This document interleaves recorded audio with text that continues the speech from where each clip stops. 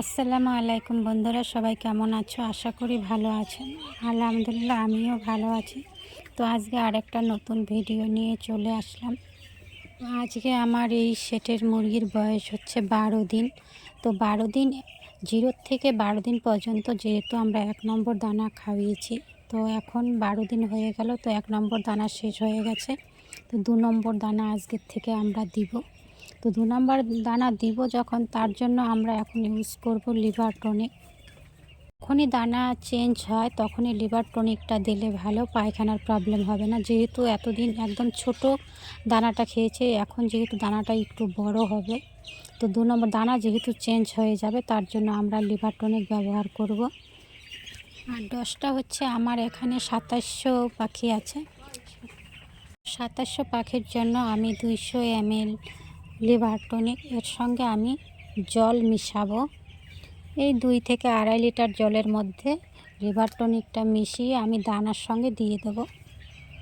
জলে আমি ইউজ করব না, যেহেতু এখন শীতকাল, জলে দিলে ঠান্ডা চলে আসতে পারে। তার জন্য আমি হালকা দানাতে ভিজিয়ে দিয়ে দেবো।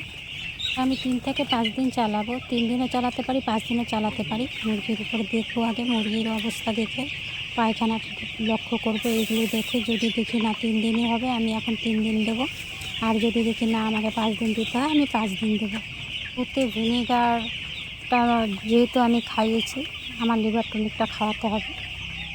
ভিনেগার খাওয়ালে সাপোর্টের জন্য লিভার টনিক দেওয়াটা খুবই জরুরি। আর দেখো, আমার মুরগিগুলো এক সমান সব দিকে ছড়িয়ে আছে। সবথেকে বড় পোলট্রি ফার্মের হচ্ছে পর্দা ম্যানেজমেন্ট। পর্দাটা যদি ঠিকঠাক দিতে পারেন তাহলে অত প্রবলেম হবে না। মেন হচ্ছে পর্দা, তারপর হচ্ছে লিটার।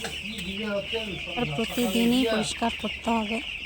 সকাল বিকাল করলে ভালো হয়, কিন্তু সকাল বিকাল যদি করতে না পারেন, অন্তত এক টাইম প্রতিদিন করতেই হবে।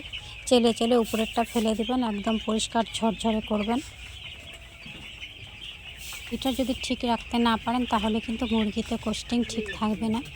পায়খানার দিকেও নজর রাখতে হবে, পায়খানাটা যেন ঠিকঠাক কেমন হচ্ছে, পাতলা হচ্ছে নাকি ঠিক হচ্ছে, এদিকেও নজর দিতে হবে। 12 দিনে আমার পাখি কিন্তু খুব সুন্দর আছে, মোটালিটিও খুব কম।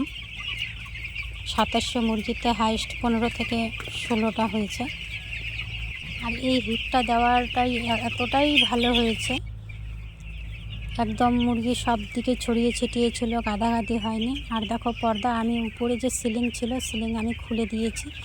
2-1টা সিলিং এর কাপড় রেখেছি, আর বাকিগুলো সব খুলে দিয়েছি। যেহেতু এখন ঠান্ডা, এখন যেহেতু দিনের বেলায় একটু রোদ উঠছে, তার জন্য আমি বাইরে যে ডাবল পর্দা ছিল, আমি ডাবলটা খুলে দিয়েছি। সিঙ্গেলটা আছে এখন, কিন্তু একবার ডাইরেক্ট কিন্তু খোলা রাখা যাবে না। যে উপর থেকে যে হাওয়াটা আসে সেটা যদি ঢুকে তাহলে কিন্তু মুরগির ঠান্ডা লেগে যাবে। তার জন্য এই দিকটা নজর রাখতে হবে। আর সিলিংটা যেহেতু 12 দিন হয়ে গেল, তো আমি পুরোটাই খুলে দিয়েছি, বলতে উপরে গুটিয়ে রেখে দিয়েছি। এগুলো যদি পরে আমাকে পরের লটে লাগে তাহলে আমি খুলে দিতে পারবো, আর যদি না লাগে আমি ডাইরেক্ট খুলে দেব।